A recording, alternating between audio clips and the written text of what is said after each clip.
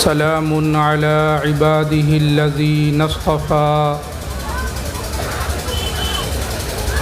أما بعد قال الله تعالى ولا تحسبن الله غافلا عما يعمل الظالمون إنما يؤخرهم ليوم تشخص فيه الأبصار وقال الله تعالى ألم تر كيف فعل ربك بأصحاب الفيل ألم يجعل كيدهم في تضليل وأرسل عليهم طيرا أبابيل ترميهم بحجارة من سجيل فجعلهم كعصف مأكول صدق الله العظيم. درود پاک کا نذرانہ پیش فرما دیں. اللہم صلی علی محمد وعلی آل محمد كما صليت على إبراهيم وعلى آل إبراهيم إنك حميد مجيد. اللهم بارك على محمد وعلى آل محمد كما باركت على إبراهيم وعلى آل إبراهيم إنك حميد مجيد. میرے نہایت واجب الاحترام بزرگوں، دوستوں اور نوجوان ساتھیوں، پردہ نشین میری ماؤں، بہنوں اور بیٹیوں، اسٹیج پر جلوہ افروز علماء کرام، حجاج اعظام، خصوصاً آج کے اس اجلاس کے صدر باوقار اور اس اجلاس کو چلانے والے منتظم جناب حضرت مولانا مفیض الاسلام خان صاحب اور جناب مولانا مفتی یحییٰ خان صاحب دامت برکاتہم العالیہ. دوستو، اس وقت مسلمانوں کے اندر بڑی بے چینی ہے،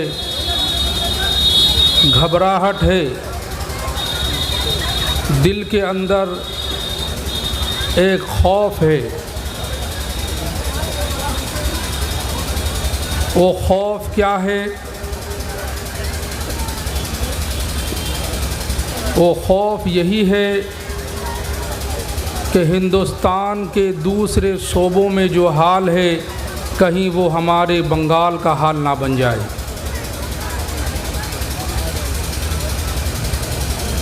لیکن یہ بات بھی بالکل سچی ہے کہ جس نے اپنے دل کے اندر اللہ کا خوف بٹھا لیا اسے دنیا کی کسی چیز سے ڈر نہیں لگ سکتا. جس نے اپنے آپ کو خدا کے حوالے کر دیا، جس نے اپنا سب کچھ اللہ کو مان لیا، انشاءاللہ العزیز دنیا اس کا کچھ نہیں بگاڑ سکتی. بس مسلمانوں کو اس بات کی فکر ہونی چاہیے کہ لیلۃ البرات کی مبارک رات ہم سے جدا ہو گئی اور رمضان کا مبارک مہینہ آنے والا ہے. ہمیں دنیا کی ساری فکر اور دنیا کی سارے کاموں سے اپنے آپ کو نکال کر رب تعالیٰ اور اس کے پاک پیغمبر محمد الرسول اللہ صلی اللہ علیہ وسلم کی فرما برداری کرنی چاہیے. میرے دوستو، بزرگوں، بہت سے مسلمان ایسے ہیں اور خصوصاً ہم اپنے علاقے بھگوان پور کی بات کریں گے۔ یہاں اللہ رب العالمین کا بہت بڑا فضل و کرم ہے کہ حق بات کو سمجھنے والے بہت موجود ہیں، حق بات کہنے والے بھی بہت موجود ہیں، اور شریعت پر چلنا دوسرے علاقوں کے مقابلے میں یہاں کے لوگوں کا ایک خاص مشغلہ ہے۔ تو میں اپنی زمین کی بات کروں گا کہ زمین والوں، اللہ کی ذات پر بھروسہ رکھو، کیونکہ ہر ظلم کی انتہا ہے، ہر ظلم کا ایک وقت مقرر ہے، اور اللہ رب العالمین ظالموں کو اسی دنیا کے اندر ذلت ناک دردناک عذاب کے اندر مبتلا کرے گا۔ یہی اللہ رب العالمین کا دستور ہے۔ میرے آقا علیہ الصلاۃ والسلام کے دیوانوں، دنیا جب سے شروع ہوئی تھی، بلکہ یوں کہنا چاہیے کہ دنیا کی شروعات سے پہلے آدم علیہ الصلاۃ والسلام کو جب پیدا کیا گیا، اسی وقت سے مسلمانوں کے خلاف ایک سازش رچی جا رہی ہے۔ حضرت آدم علیہ الصلاۃ والسلام کو پیدا کیا گیا تو شیطان کو برداشت نہیں ہوا، شیطان نے حضرت آدم کا پیچھا کیا، تعاقب کیا، اور وسوسہ ڈال کر حضرت آدم کو اور حوا کو جنت سے نکال دیا۔ حضرت آدم علیہ السلام دنیا میں آئے تو شیطان نے پیچھا نہیں چھوڑا، ان کے دو بیٹے، ایک کا نام تھا حابیل اور دوسرے کا نام تھا قابیل، ان دو بھائیوں کو آپس میں لڑا دیا۔ قابیل چونکہ گنہگار تھا، اللہ کی نافرمانی کرنے میں اسے ذرا بھی جھجک محسوس نہیں ہوتی، اس نے دنیا کا سب سے پہلا قتل کیا، اپنے ہی بھائی حابیل کا قتل کر ڈالا۔ تو یہ حابیل کا قتل کرنا، یا یوں کہیے دونوں بھائیوں کا آپس میں لڑ جانا، یہ کس نے کرایا؟ شیطان نے، اور وہ شیطان آج بھی ہے۔ اس کے بعد نبیوں کا سلسلہ شروع ہوا۔ کبھی حضرت ابراہیم آئے تو حضرت ابراہیم علیہ الصلاۃ والسلام کو بھی دبانے کی مکمل کوشش کی گئی۔ وقت کا جو طاقتور سپر پاور بادشاہ تھا، اس نے کہا کہ تم یا تو مجھے خدا مان لو، میری عبادت اور بندگی کرنے لگ جاؤ، ورنہ ہم تمہیں جلا دیں گے۔ حضرت ابراہیم علیہ الصلاۃ والسلام نے نمرود کا مقابلہ کیا، بحث کی، ڈیبیٹ کیا، اور اس بحث میں، مناظرہ میں حضرت ابراہیم نے نمرود کو شکست فاش دے دی، کھلے عام لوگوں کے سامنے اس کو ہرایا۔ اب وہ مجبور ہو کر کہا کہ اس آدمی کو جلتی ہوئی آگ میں ڈال دو۔ ظلم کی داستان یہاں ختم نہیں ہوتی۔ حضرت ابراہیم علیہ الصلاۃ والسلام کو آگ میں ڈالا گیا، لیکن رب کعبہ کی قسم کھا کر میں آپ کو بتا رہا ہوں، 40 دن تک، مسلسل 40 دن تک حضرت ابراہیم اس آگ پر رہا، لیکن وہ آگ حضرت ابراہیم کی ایک بھی روئی کو جلا نہیں سکی اور ایک بھی بال کو جلا نہیں سکی۔ کیوں؟ اس لیے کہ ان کا بھروسہ اللہ کی ذات پر تھا۔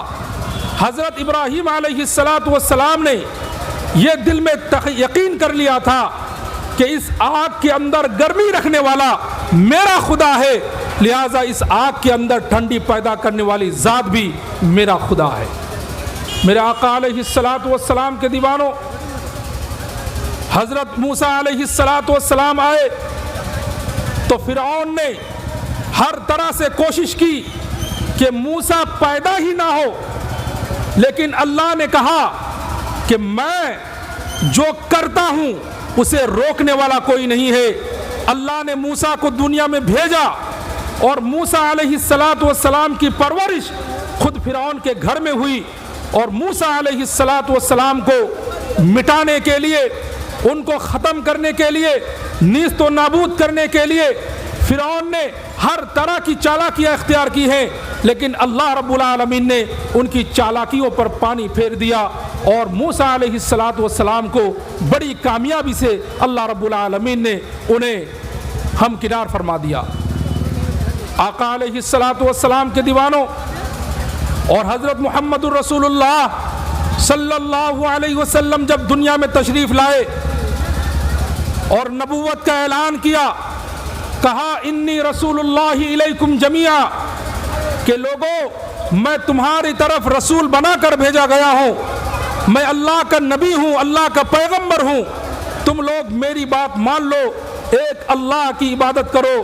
تو لوگ اللہ کے رسول کے دشمن بن گئے اور 3 سال تک میرے رسول صلی اللہ علیہ وسلم کو اور اللہ کے رسول کے صحابہ کو ایک جگہ قید کر دیا، بند کر دیا۔ بھائی کسی ماں کا ایک چھوٹا 1.5-2 سال کا لڑکا ہرا گیا ہے، وہ لڑکا یہاں اسٹیج میں لایا جا رہا ہے، جس کا لڑکا ہو وہ آ کر لے جائے۔ دونوں مائیں ایک چھوٹو বছরে হারিয়ে গেছে কাঁদছে, সে মা কোথায় ছেলেই তো ভালো দিত, তার ছেলে এখানে কাঁদছে, সে কোথায়? এখানে بھائی یہ بچہ ہے،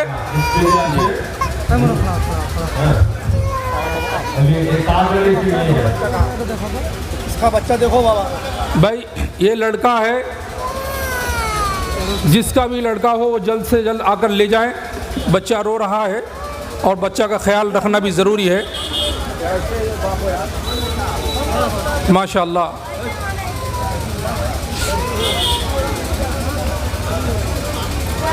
درود پاک کو لیجیے، اللہم صلی علی محمد النبی الامی وعلی آلہ وسلم تسلیما، یا رب صلی وسلم دائما ابدا علی حبیبک خیر الخلق کلہم۔ تو میرے دوستو بزرگوں، میں یہی کہہ رہا تھا کہ حضرت محمد الرسول اللہ صلی اللہ علیہ وسلم کو 3 سال تک شعب ابی طالب میں قید کر دیا گیا، یہ سوچ کر کہ مسلمانوں کو اگر کھانے کی چیز نہ ملے گی، مسلمانوں کو اگر پریشانی ہوگی، مسلمانوں کو اگر تکلیف ہوگی تو یہ لوگ ایمان سے پھیر جائیں گے اور پھر کفر کی طرف آ جائیں گے۔ لیکن رب کعبہ کی قسم، اللہ کے رسول صلی اللہ علیہ وسلم کے صحابہ نے 3 سال کی مشقت کو برداشت کی، 3 سال کی اذیتوں کو برداشت کیا، لیکن ایمان اپنے ہاتھ سے جانے نہیں دیا۔ جو ظالم تھے وہ ظلم کر کر کے تھک گئے، لیکن مسلمان ظلم برداشت کر کر کے تھکے نہیں تھے۔ آج بھی یہی لوگ ہیں، یہی شیطانوں کی جماعت ہے، یہی ظالموں کی جماعت ہے جو ہر علاقے میں، ہر ضلع میں، ہر اسٹیٹ میں، ہر ملک میں مسلمانوں کو پریشان کر رہے ہیں، یہ سوچ کر کہ اگر ان کو پریشان کیا جائے، ان کو اگر بھوک میں رکھا جائے، ان کے گھر کو ہم نیست و نابود کر دیں تو یہ لوگ مسلمانوں سے، اسلام سے ہٹ جائیں گے۔ لیکن انہیں معلوم نہیں ہے کہ ہمارے رگوں کے اندر صحابہ کا خون دوڑ رہا ہے، ہماری رگوں کے اندر حضرت خواجہ معین الدین چشتی رحمۃ اللہ علیہ کا خون دوڑ رہا ہے، ہماری رگوں کے اندر حضرت عبد القادر جیلانی رحمۃ اللہ علیہ کا خون دوڑ رہا ہے۔ ظالموں، تم ظلم کرتے رہو، تم ہمیں مارتے رہو، تم ہمیں گھر سے بے گھر کرتے رہو، ہم اپنا وطن چھوڑ دیں گے، گھر بار چھوڑ دیں گے، ضرورت پڑے اپنی جانوں کو نچھاور کر دیں گے، لیکن انشاءاللہ جس دل کے اندر اسلام پیوست ہو چکا ہے، جس دل کے اندر ایمان رچ اور بس گیا ہے، انشاءاللہ العزیز یہ ایمان مرتے دم تک ہمارے جسم سے نہیں نکلے گا، کہیے انشاءاللہ۔ میرے آقا علیہ السلام کے دیوانوں، اللہ رب العالمین حالات کو بدلنے میں دیر دیر نہیں لگاتا، جب وہ چاہتا ہے کائنات کو بدل کر رکھ دیتا ہے۔ جو ظالم ہے کل انشاءاللہ وہ مظلوم بن جائے گا، جو آج طاقتور ہے انشاءاللہ کل وہ ضعیف اور کمزور بن جائے گا۔ آج جو امیر ہے اور دولت کے نشے میں لوگوں پر ظلم کر رہا ہے، اللہ رب العالمین کے یہاں فیصلے کی دیری نہیں ہے، ایک دن آئے گا کہ وہ غریب بن جائے گا، محتاج بن جائے گا، فقیر بن جائے گا، اور حالات کو بدلنے میں، کروٹ لینے میں کوئی دیر نہیں لگتی۔ آقا علیہ السلام کے دیوانوں، حضرت موسیٰ علیہ السلام کے زمانے کا ایک واقعہ کہ ایک بادشاہ تھا اور اس بادشاہ کا ایک بہت عالی شان محل تھا۔ اس محل کے سامنے ایک کمزور بوڑھی عورت کا ایک گھر تھا اور بہت بڑا گھر تھا۔ اس گھر کی وجہ سے بادشاہ کے محل کے اندر ایک قسم کا عیب لگ چکا تھا۔ بادشاہ کو یہ بات برداشت نہیں ہوتی کہ میرے محل کے سامنے اس بوڑھی کا گھر رہے، بہتر ہے کہ اس بوڑھی کا گھر کو توڑ دیا جائے تاکہ میرا جو شاہی محل ہے وہ محل کی رونق بڑھ جائے، وہ محل لوگوں کے سامنے، لوگوں کی آنکھوں کے سامنے آ جائے۔ تو بوڑھی کے پاس اجازت لینے کے لیے گئے، کہا کہ تم پیسے لے لو، ہم تمہیں روپیہ پیسہ دے دیں گے، تم کہیں اور جا کر گھر بنا لو۔ بوڑھی کہنے لگی نہیں، یہ ہمارے پرخوں کی نشانی ہے، باپ دادوں کی نشانی ہے، ہم یہ گھر نہیں چھوڑ سکتے۔ ایک مرتبہ بوڑھی کسی کام سے چلی گئی تھی تو بادشاہ نے اپنے لشکروں کو بھیج کر اس بوڑھی کے گھر کو مسمار کر دیا، توڑ دیا، زمین بوس کر دیا۔ جب بوڑھی آئی، آ کر دیکھا کہ اس کا گھر اب گھر نہیں رہا، بس زمین کے ٹکڑوں کے اندر تبدیل ہو گیا۔ بوڑھی رونے لگی اور زمین پر بیٹھ گئی اور اللہ رب العالمین کے پاس کہنے لگی، اے اللہ، میں تو کام میں چلی گئی تھی لیکن تو تو یہی تھا، تو تو دیکھ رہا تھا، تیری آنکھوں کے سامنے یہ ظالم میرا گھر توڑ رہا تھا۔ اے ربا، اب میں کسی سے فریاد نہیں کرتی، بس تجھ سے فریاد کرتے ہوں کہ اللہ تو بھی اس ظالم کو، اس بادشاہ کو زمین کے اندر نیست و نابود کر دے، زمین کے اندر دھسا دے۔ یہ بات سن کر، یہ بددعا سن کر بادشاہ اور اس کے لاؤ لشکر ہنسنے لگے کہ دیکھو بوڑھی اب مجبور ہے، کچھ نہیں کر پا رہی ہے تو بددعا دے رہی ہے۔ میرے آقا علیہ السلام کے دیوانوں، جب رات ہوئی اللہ رب العالمین کا قہر نازل ہوا۔ اللہ رب العالمین نے بادشاہ کے محل کو اور اس کے اندر جتنے لوگ تھے تمام افراد کو ساتھ ساتھ بالکل زمین کے اندر دھسا دیا۔ اور آقا علیہ السلام کے دیوانوں، اس محل کے اندر بس ایک لائن لکھا ہوا تھا، وہ بات یہ تھی کہ ہم ظالموں کی بددعا کو قبول، مظلوم کی بددعا کو قبول کرنے میں کوئی ہچکچاتے نہیں ہیں، بلکہ جب مظلوم دعا کرتا ہے اس کی دعا میرے عرش کو بھی ہلا دیتی ہے۔ میرے آقا علیہ السلام کے دیوانوں، کل تک میانمار کے اندر مسلمانوں کو پکڑ پکڑ کر مارا جا رہا تھا، ان کو ان کے گھر سے بے گھر کیا جا رہا تھا۔ ہم نے دیکھا وہ منظر کہ ہماری مائیں، بہنیں، بیٹیاں کس طرح بے آبرو ہو کر اپنے وطن کو، اپنے گھر کو اور ان زمین جائیداد کو چھوڑنے پر مجبور تھی۔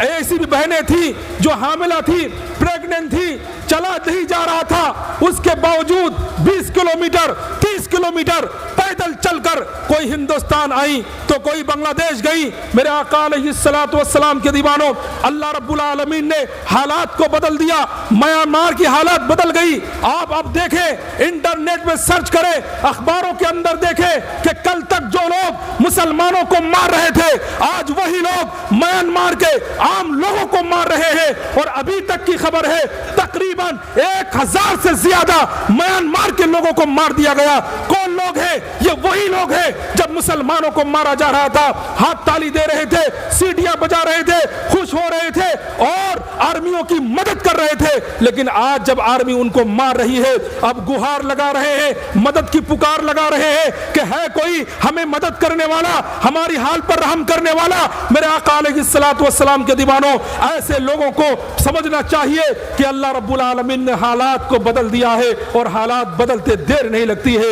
میرے آقا علیہ الصلوۃ والسلام کے دیوانوں, کچھ لوگ ایسے ہیں, ہندوستان کے مسلمانوں کی بات میں کر رہا ہوں, جو لوگ مسلمانوں کے ساتھ بے وفائی کر رہے ہیں, غداری کر رہے ہیں, انہیں بھی معلوم ہونا چاہیے کہ تم لوگ مسلمانوں کے ساتھ غداری کر کے کس کے ساتھ کھڑے ہو رہے ہو. ارے ان جماعت کے ساتھ, اس پارٹی کے ساتھ تم کھڑے ہو رہے ہو. میں دعویٰ ہے انشاءاللہ العزیز ایسی پارٹی پر, ایسی جماعت پر, ایسی تنظیم پر انشاءاللہ خدا کا قہر نازل ہوگا. میرے آقا علیہ الصلوۃ والسلام کے دیوانوں, میں بالکل سنجیدگی کے ساتھ کہنا چاہتا ہوں کہ وہ کون سی پارٹی ہے جس کی پارٹی کے اندر اگر کوئی چلا جائے تو میرا دعویٰ ہے, میرا ماننا ہے, میرا یقین ہے, میرا وشواس ہے کہ اس جماعت پر خدا کی لعنت برس رہی ہے. میرے آقا علیہ الصلوۃ والسلام کے دیوانوں, لیکن کچھ لوگ ایسے ہیں جو سر پر ٹوپی رکھے ہوئے ہیں, چہرے پر داڑھی ہے, خود کو مسلمان کہتا ہے, لوگوں کو وسوسہ دیتا ہے کہ لوگوں تم آ جاؤ, اس پارٹی میں شامل ہو جاؤ,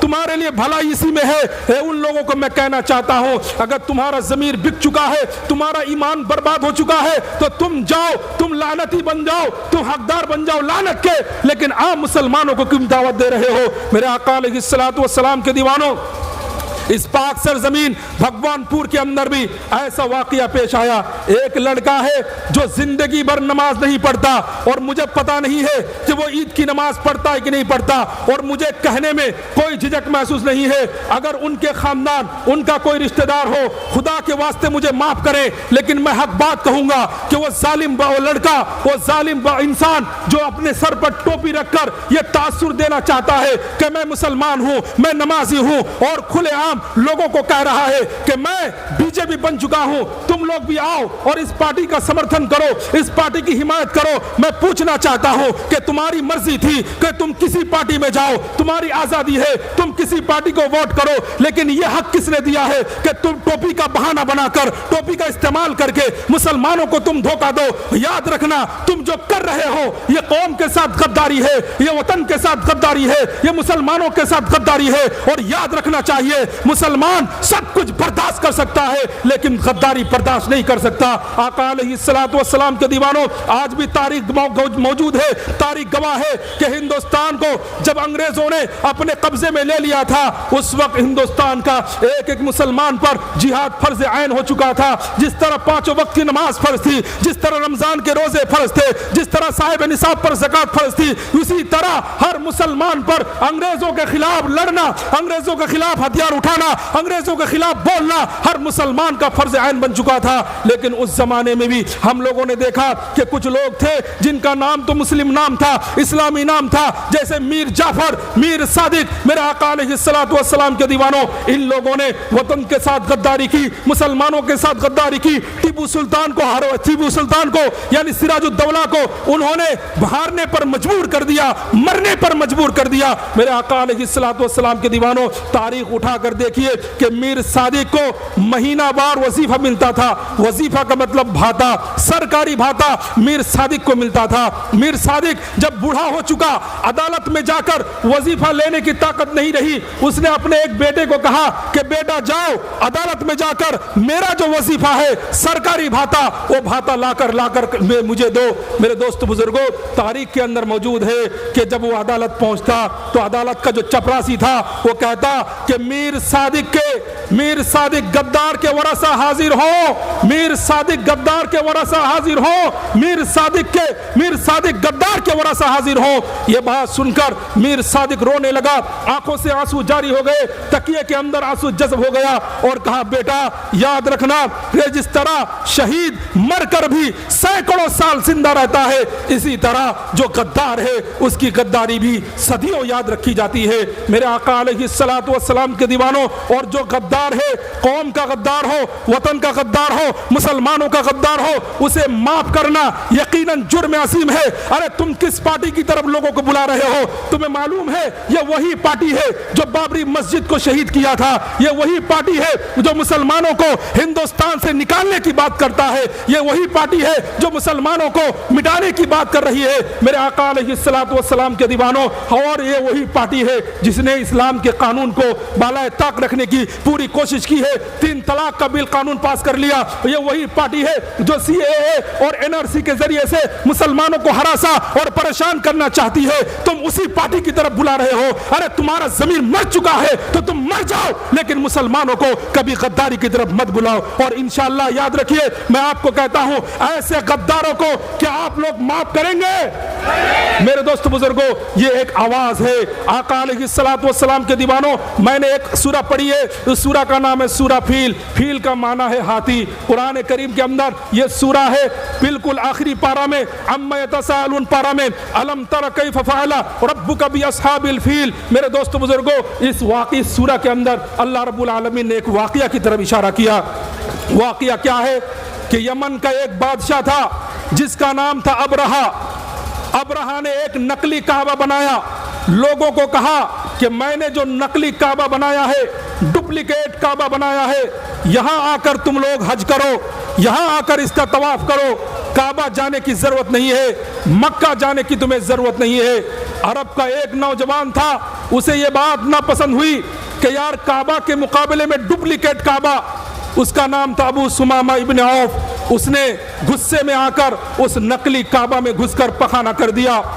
जब अबरहा को पता चला, अबरहा गुस्सा में आ गया और कहा कि जिस असली काबा की वजह से डुप्लीकेट काबा के अंदर गंदगी की गई, वही असली काबा को मैं गिरा दूंगा। उसने लाव लश्कर लिया, हाथियों की बड़ी एक जमात लेकर वो चला काबा को तोड़ने के लिए। लेकिन अबरहा को काबा का रास्ता मालूम नहीं था। मेरे दोस्तों बुजुर्गों, ताइफ का एक आदमी था जिसका नाम था अबू रिगाल।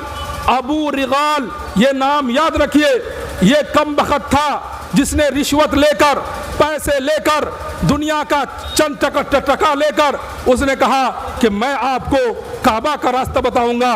काबा तोड़ने के लिए जा रहा है और ये काबा का रास्ता बता रहा है। मेरे आका अलैहिस्सलातु वस्सलाम के दीवानों, अल्लाह रब्बुल आलमीन का फैसला जाहिर हुआ कि काबा तोड़ने वाले बिट गए, बर्बाद हो गए। मुख्तसर सा वाक़या मैं आपको बता रहा हूँ कि हज़रत अब्दुल मुत्तलिब जो नबी करीम सल्लल्लाहु अलैहि वसल्लम के चचा थे, दादा थे, उस वक्त काबा के मुतवल्ली थे, काबा के जिम्मेदार थे। तो उनकी एक चरवाहा थी, चरागाह थी। उस चरागाह के अंदर अब्दुल मुत्तलिब की 200 ऊँटनियाँ, या यूं कहिए ऊँट और ऊँटनियाँ मिलाकर कुल 200 ऊँट थे।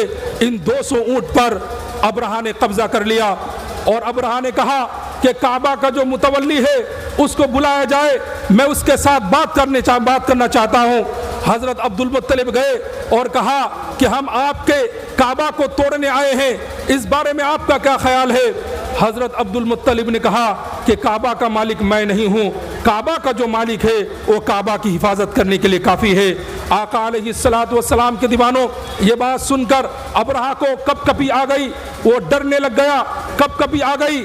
और जब वो काबा को तोड़ने के लिए हाथियों को आगे किया, अल्लाह रब्बुल आलमीन का करिश्मा जाहिर हुआ कि आसमानों के अंदर छोटे छोटे परिंदे जाहिर हुए और उनके पास, उनके मुंह में एक एक कंकरी थी, चने जैसी कंकरी ऊपर से वो फेंकते थे और जिसके माथे पर वो कंकरी लगती और पीछे के रास्ते से वो कंकरी निकल जाती, बिल्कुल हलाक हो जाता, तबाह हो जाता और बर्बाद कर दिया। मेरे आका अलैहिस्सलातु वस्सलाम के दीवानों, उस वक़्त अबू रिगाल भी मौजूद था। अल्लाह रब्बुल आलमीन ने उसे कोढ़ की बीमारी से नवाजा। कोढ़ की बीमारी जब लग गई, उसके हाथ गल गए, उसके पैर गल गए, जिस्म का गोश्त गिरने लगा और वह तड़प तड़प कर जब मरा, लोगों ने कहा कि यह बड़ा जालिम इंसान है, इसने कौम के साथ गद्दारी की है और गद्दार को हम अपनी जमीन के अंदर दफन भी करना नहीं देंगे। और उसे एक ड्रेन के अंदर, एक गटर के अंदर फेंक दिया गया। और याद रखिए मेरे दोस्त बुजुर्गों, अरब वाला जब हज करने के लिए जाता था तो जिस तरह शैतान पर कंकरी मारता था, उसी तरह अबू रिगाल को जहां धकेला गया था उसी जगह वो लोग कंकरी मारते थे। याद रखिए, ये कौम, जो कौम गद्दार करती है, गद्दारी करती है, अल्लाह रब्बुल आलमीन ने कहा उस गद्दार की सजा सिर्फ और सिर्फ सजाए मौत है। मेरे आका अलैहिस्सलातु वस्सलाम के दीवानों, मैं यही बात कहना चाहता हूं कि कुछ लोग हैं जो नाम निहाद मुसलमान हैं, वीडियो में आकर और लोगों को ये तासुर देना चाहते हैं کہ دیکھو ہم مسلمان ہیں، اس کے باوجود ہم بی جے پی ہیں، اس کے باوجود ہم اس پارٹی کے ساتھ شامل ہیں جس پارٹی نے مسلمانوں کو تباہ کر دیا، برباد کر دیا۔ لیکن یاد رکھیے میرے دوست بزرگوں، ان لوگوں کو معلوم نہیں ہے کہ آج ہمارے جو پرائم منسٹر ہیں، اتنے بڑے کم ظرف انسان زندگی بھر آپ نے کبھی نہیں دیکھا ہوگا۔ میرے آقا علیہ الصلوۃ والسلام کے دیوانوں، یہ لوگ کہتے ہیں کہ مسلمان عورتوں کے ساتھ ہم انصاف کریں گے، مسلمان عورتوں کو طلاق دے کر ان کے ساتھ ناانصافی ہوتی ہے، ہم انصاف کریں گے۔ لیکن کچھ دن پہلے آپ نے شاید دیکھا ہوگا، جس دن ووٹنگ ہو رہی تھی اسی دن ہمارے پرائم منسٹر کی تقریر ہو رہی تھی۔ اتنی بھدی تقریر اور اتنے گندے الفاظ، خدا کی قسم ہمارے جو آوارہ بچے ہیں ان بچوں کی زبان میں بھی اس طرح کی گندی بات نہیں نکل سکتی۔ میرے دوستو بزرگوں، ایک خاتون ہے ہماری چیف منسٹر ممتا بنرجی، میں کسی کی طرفداری نہیں کر رہا ہوں، میں بات بالکل اتنی کہنا چاہتا ہوں کہ جو پارٹی کہتی ہے کہ مسلمان عورتوں کے ساتھ ظلم کرتا ہے، عورتوں کے ساتھ ہم انصاف کریں گے، اس پارٹی کا چیف، اس پارٹی کا سربراہ، اس پارٹی کا لیڈر، اس وطن کا پرائم منسٹر مسٹر مودی کیا کہہ رہا ہے اور کس طرح کہہ رہا ہے؟ دیدی، او دیدی، میرے آقا علیہ الصلوۃ والسلام کے دیوانوں، آپ بتائیے ایسی بھاشا کسی شریف انسان کی بھاشا ہو سکتی ہے؟ ایسی بھاشا کسی شریف انسان کی بھاشا کیا؟ ہمارے گلی کے چور اچک کے ان کی بات اس پرائم منسٹر سے بھی اچھی ہے میرے دوست بزرگوں۔ اور یہ کیا کہتے ہیں کہ مسلمان عورتوں کے ساتھ ہم انصاف کریں گے، مسلمان عورتوں کو ہم حق دیں گے۔ میرے دوست بزرگوں، یہ کیا حق دیں گے؟ میرے آقا علیہ الصلوۃ والسلام کے دیوانوں، ہمیں اور آپ کو بات سنجیدگی کے ساتھ سمجھنی چاہیے کہ اگر تم عورتوں کے ساتھ انصاف کرتے، تمہارے دل کے اندر عورتوں کے لیے کوئی طلب ہوتی، تمہارے دل کے اندر عورتوں کے لیے سچی ہمدردی ہوتی، تو ہمارے پرائم منسٹر کو تم اس طرح کے بھدے اور ہمارے چیف منسٹر کو اس طرح کے گندے الفاظ سے تم نہیں پکارتے۔ یاد رکھنا چاہیے میرے آقا علیہ الصلوۃ والسلام کے دیوانوں، ان کی اپنی بیوی نہیں ہے، اور ایسا قانون تو لانا چاہیے کہ جو آدمی اپنی بیوی کو حق نہ دے سکا، وہ پورے ہندوستان کی عورتوں کو حق دینے کی بات کر رہا ہے۔ آقا علیہ الصلوۃ والسلام کے شہزادوں، میں اس طرف جانا نہیں چاہتا، بس اتنی بات کہتا ہوں کہ جو قوم کا غدار ہے اس کو اگر معاف کر دیا جائے تو ایسے ہزاروں غدار پیدا ہوں گے۔ میں آپ کو بتاؤں گا کہ جو آدمی بی جے پی میں جانا چاہے اس کو اپنی مرضی ہے، اس کو اپنا اختیار ہے، جو کوئی پارٹی کسی بھی پارٹی کرے، میں بھی کوئی پارٹی کرتا ہوں، جو بھی آدمی ووٹ ڈالتا ہے وہ کسی نہ کسی پارٹی کا سمرتھن کر رہا ہے۔ میرے دوست بزرگوں، اس میں کوئی خرابی نہیں ہے۔ ہندوستان کا سمویدھان بھی ہمیں اور آپ کو اجازت دیتا ہے کہ آپ جس طرح چاہو، جس کو چاہو ووٹ کرو، لیکن وہ قوم جس قوم کو مٹانے کے لیے ہمارے پرائم منسٹر لگے ہوئے ہیں، پوری دنیا کے لوگ لگے ہوئے ہیں، ان کو ووٹ دینا میرے خیال سے صرف ظلم نہیں ہے بلکہ مسلمانوں کے ساتھ غداری ہے، بے وفائی ہے، ظلم ہے، ناانصافی ہے، اور ایسے لوگوں کو سر عام سزا دینی چاہیے۔ آقا علیہ الصلوۃ والسلام کے دیوانوں، اور کچھ مسلمان وہ ہیں جو یقیناً مسلمان عورتوں کے ساتھ ظلم کرتے ہیں، ناانصافی کرتے ہیں۔ ہمارے پرائم منسٹر کی بات اپنی جگہ، لیکن یہ بات بھی بالکل سچی اور برحق ہے کہ آج مسلمان بات بات پر اپنی بیویوں کو مارتے ہیں، پیٹتے ہیں، گالی گلوچ کرتے ہیں، ان کو گھر سے نکال دیتے ہیں۔ میرے دوستو بزرگوں، میں پوچھنا چاہتا ہوں اس خاتون کا قصور کیا ہے؟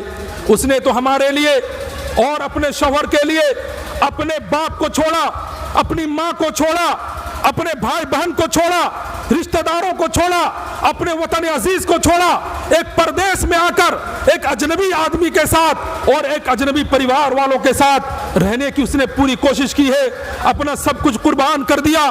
اگر اس سے کوئی چھوٹی موٹی غلطی ہو جائے تو اسے مارنا، مردوں، یہ ہمارے شان کے خلاف ہے۔ یاد رکھنا چاہیے کہ عورت اگر کوئی بات کہہ دے، اونچی آواز میں بات کر دے، تو مردوں کو برداشت کرنا چاہیے، کیونکہ ایسا واقعہ ہوا ہے۔ حضرت عمر فاروق رضی اللہ تعالیٰ عنہ کا حضرت عمر فاروق رضی اللہ تعالیٰ عنہ کی خلافت کا زمانہ ہے۔ ایک آدمی اپنی بیوی کی شکایت لے کر حضرت عمر فاروق رضی اللہ تعالیٰ عنہ کے پاس جا رہا ہے۔ حضرت عمر فاروق رضی اللہ تعالیٰ عنہ کے گھر کے سامنے پہنچ کر اس نے دیکھا کہ گھر سے عورت کی آواز آ رہی ہے، ایک نسوانی آواز، جو آواز حضرت عمر فاروق کو ڈانٹ رہی ہے۔ یہ آدمی سوچنے لگ گیا کہ یار میں تو اپنی بیوی کی شکایت لے کر آیا تھا عمر فاروق کے دربار میں، یہاں تو مجھ جیسا یا مجھ سے برا حال عمر فاروق کا ہے، میں شکایت کروں تو کیسے کروں؟ تو وہ آدمی واپس جانے لگا۔ حضرت عمر فاروق رضی اللہ تعالیٰ عنہ نے کہا اے بھائی ادھر آؤ، تم واپس کیوں جا رہے ہو؟ کہا کہ حضرت میں یہی شکایت لے کر آیا تھا کہ میری بیوی مجھ سے اونچی آواز میں بات کرتی ہے، گھر کے کام کاج میں میری بیوی مجھ سے کبھی کبھی ڈانٹ بھی دیتی ہے۔ اپنی بیوی کی شکایت لے کر آیا تھا، لیکن اب میں نے آپ کو دیکھا کہ آپ کی بیوی بھی آپ کو ڈانٹ رہی ہے، آپ کے ساتھ اونچی آواز میں بات کر رہی ہے، تو میں نے کہا کہ یہاں شکایت کرنا بے فائدہ ہے، فضول ہے، اسی لیے میں واپس جا رہا تھا۔ حضرت عمر فاروق رضی اللہ تعالیٰ عنہ کہنے لگے اچھا یہ بتا، جب تمہارے کپڑے گندے ہوتے ہیں تو تمہارے کپڑے کون دھوتا ہے؟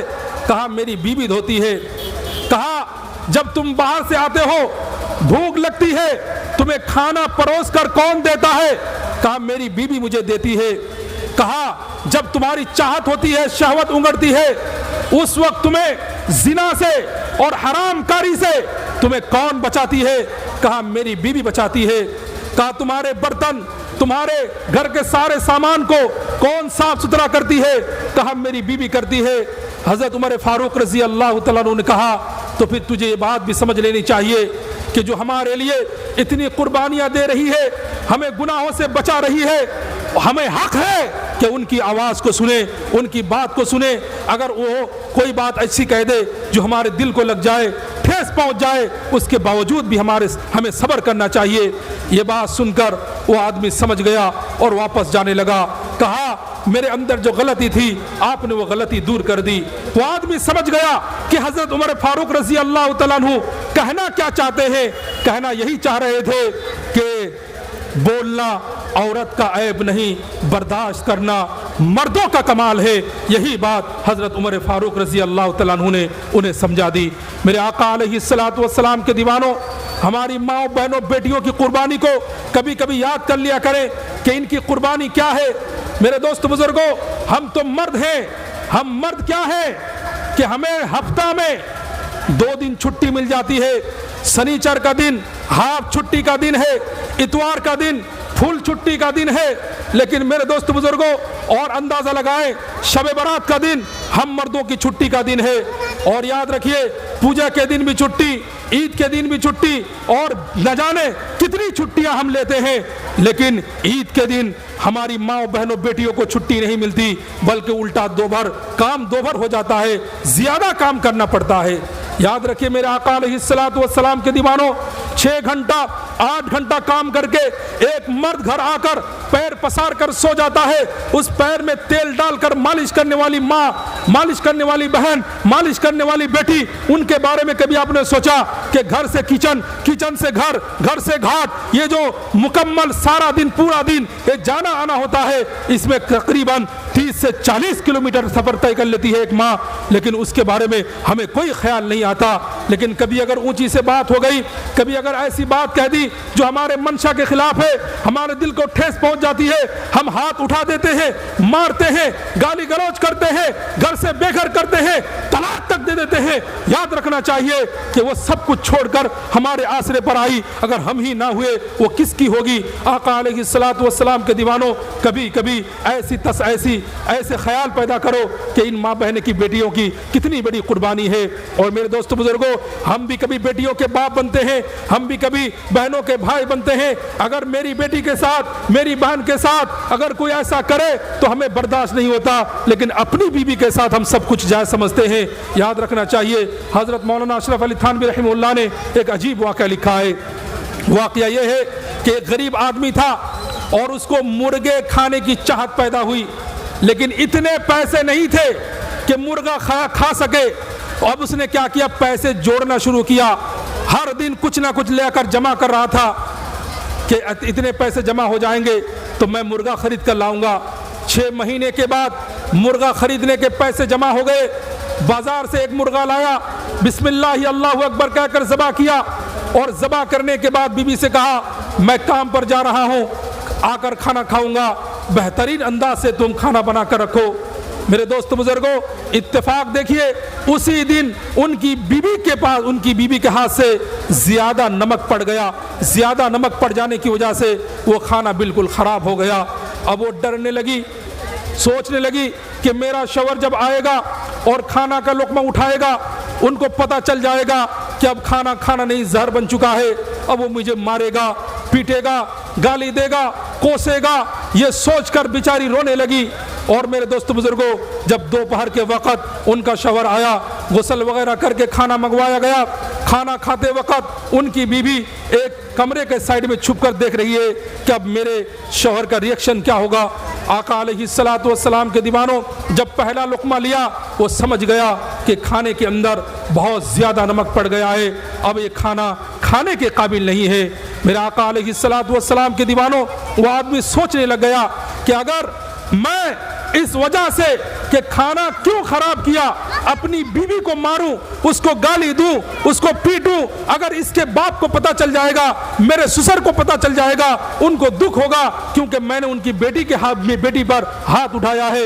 اگر میری بیٹی اسی طرح کی کوئی غلطی کرتی تو میں یہ نہیں چاہتا کہ میرا داماد میری بیٹی پر ہاتھ اٹھائے, میرا داماد میری بیٹی کو مارے پیٹے, میرا داماد میری بیٹی کو گھر سے نکالے. تو اگر میں اپنی بیٹی کے بارے میں ایسا کچھ برداشت نہیں کر سکتا تو میری بیوی وہ بھی تو کسی کی بیٹی ہے, وہ بھی تو کسی کی بہن ہے.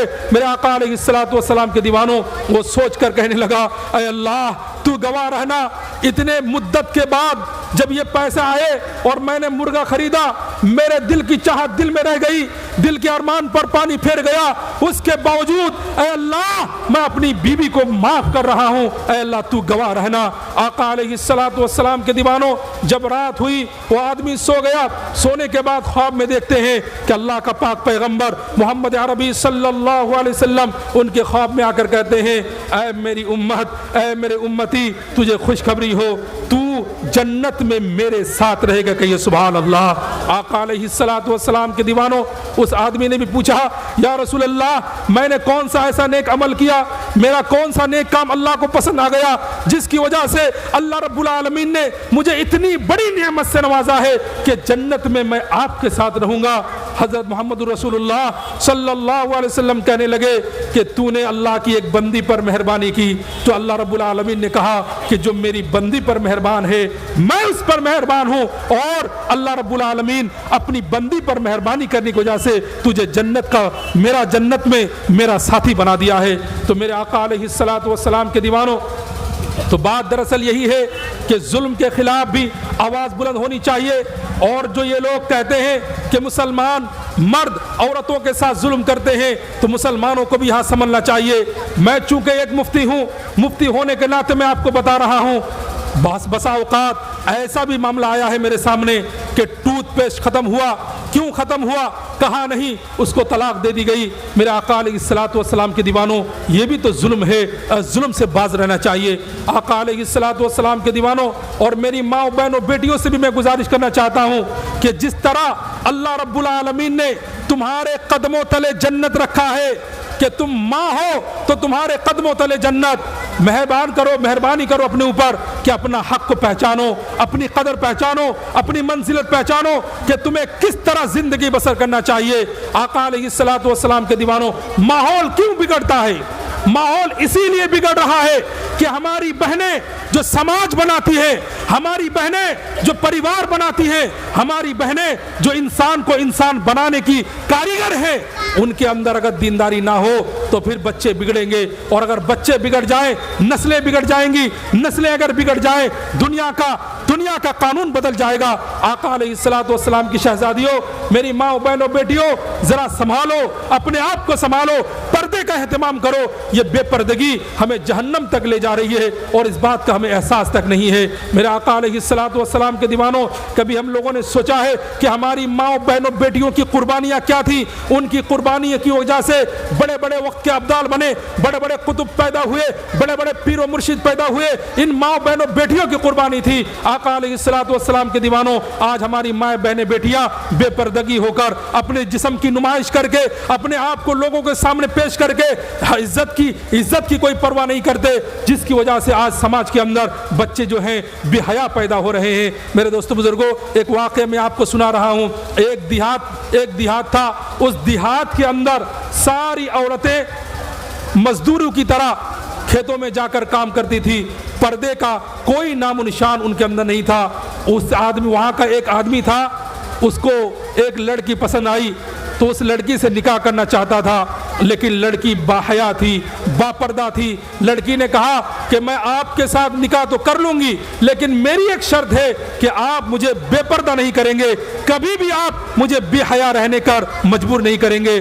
मर्द सोच रहा था कि एक बार शादी तो कर लूं, बाद में आकर अपने माहौल की तरह उनको मैं अपने ढाल लूंगा।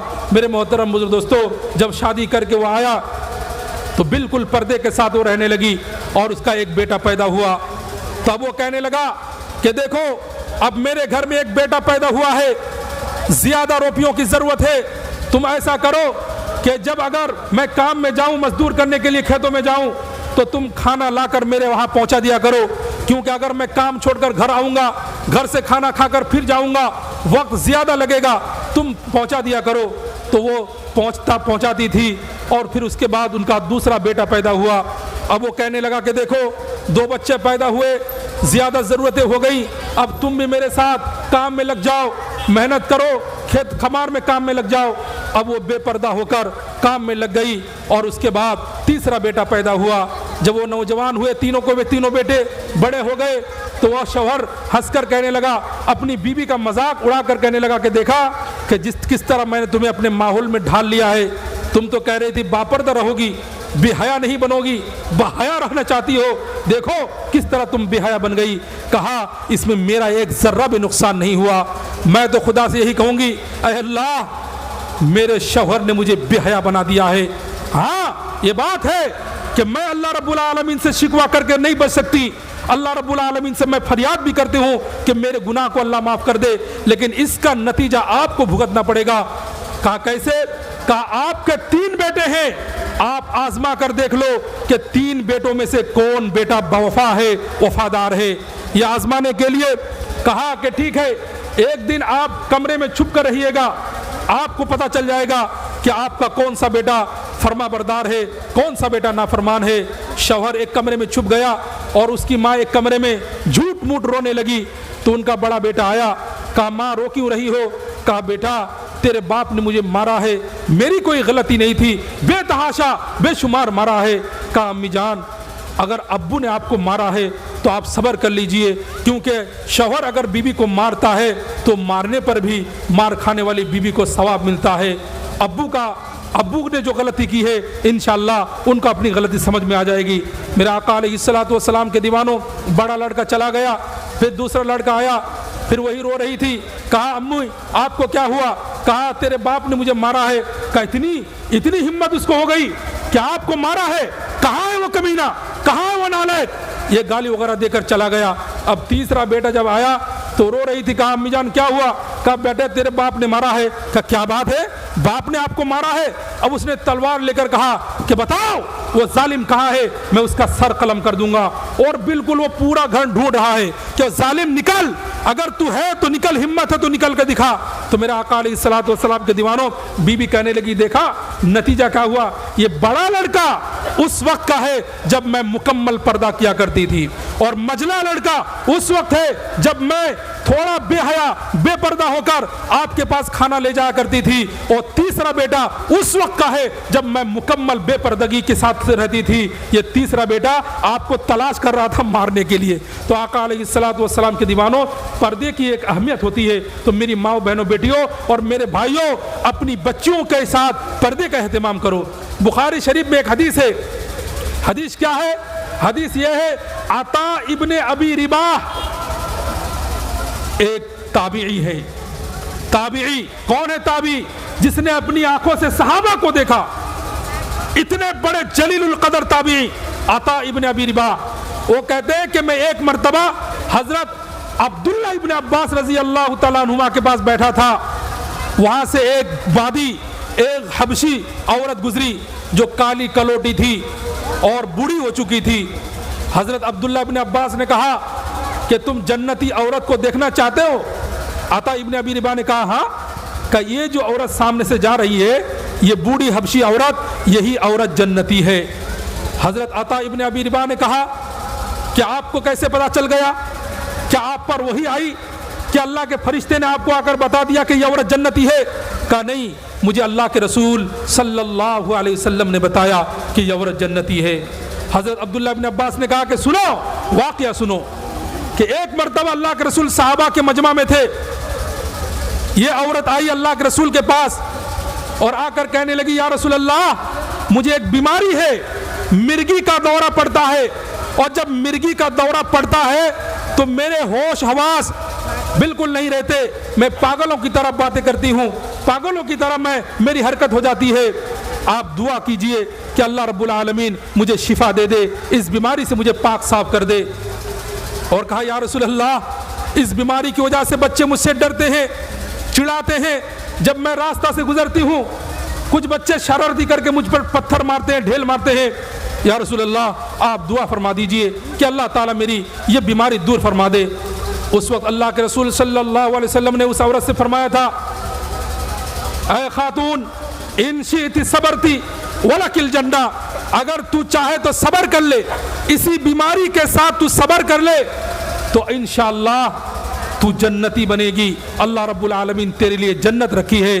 آقا علیہ الصلوۃ والسلام کے دیوانوں حضرت عبداللہ ابن عباس رضی اللہ تعالیٰ عنہ کہنے لگے کہ یہ عورت سمجھ گئی اور اللہ کے رسول سے کہنے لگی یا رسول اللہ ٹھیک ہے میں صبر کر لوں گی، اسی بیماری کے ساتھ باقی زندگی میں گزار لوں گی، جب آپ نے کہا کہ مجھے جنت ملے گی تو یہ دنیا تو ختم ہونے والی ہے، چند سال کے بعد مجھے بھی دنیا چھوڑ کر جانا ہے، تو میں اس بیماری کے ساتھ دنیا میں زندگی بسر کر لوں گی لیکن جنت نہیں چھوڑ سکتی۔ آقا علیہ الصلوۃ والسلام کے دیوانوں اس وقت اللہ کے پاک پیغمبر کے صحابہ کہنے لگے کہ اس وقت یہ خاتون اللہ کے رسول سے کہنے لگے کہ یا رسول اللہ بس اتنی دعا کر دیجئے کہ جب مجھے وہ بیماری لگے تو اس بیماری کے باوجود میرے جسم سے کپڑا نہ ہٹنے پائے، میرے جسم کا کوئی حصہ نہ کھلے اور میں بے پردہ نہ ہو جاؤں، یا رسول اللہ بس اسی بات کی آپ دعا فرما دیجئے۔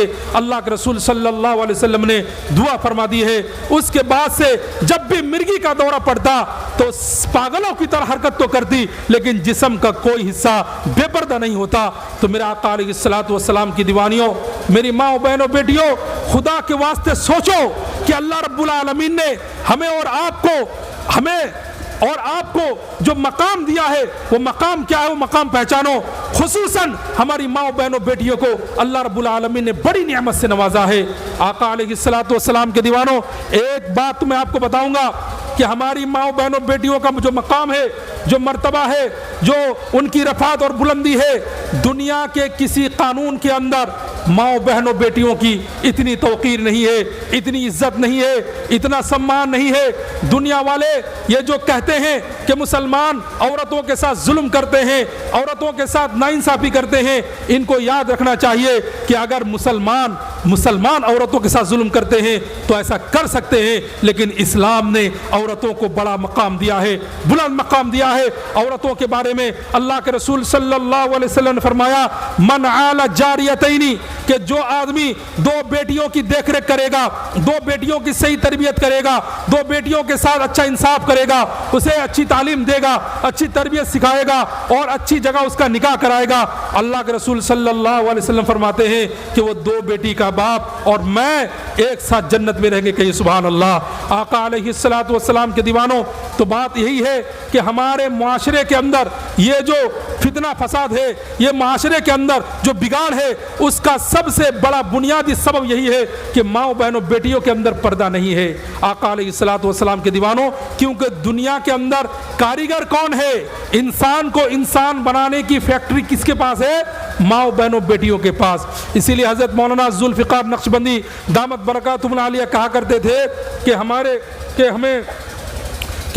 اگر کسی کے گھر میں ایک بیٹا ہو اور ایک بیٹی ہو، دونوں میں سے ایک کو پڑھانا چاہتا ہے، صرف ایک کو پڑھانا چاہتا ہے، دینی تعلیم دینا چاہتا ہے، حضرت مولانا پیر ذوالفقار نقشبندی کہتے ہیں کہ میرا مشورہ ہے، میری رائے ہے کہ وہ اپنی بیٹی کو تعلیم دے، کیونکہ اگر بیٹی تعلیم یافتہ بن جائے، بیٹی کے اندر اگر دینداری آ جائے تو انشاءاللہ ایک سماج تعلیم یافتہ بن جائے گا، کیونکہ بیٹی وہ نکاح کر کے جائے گی، اپنی اولاد کو تعلیم دے گی، اولاد بڑی ہوگی، اولاد نکاح کے شادی کرے گی، پھر اس سے اولاد پیدا ہوگی، اسی طرح ایک تعلیم کا سلسلہ، تعلیم کی فضا قائم ہو جائے گی۔ میرے آقا علیہ الصلوۃ والسلام کے دیوانوں، ان چند گزارشات کے ساتھ میں اپنی بات ختم کرتا ہوں۔ اللہ تعالیٰ ان باتوں پر ہم سب کو عمل کرنے کی توفیق عطا فرمائے۔ وآخر دعوانا ان الحمد للہ رب العالمین۔ السلام علیکم۔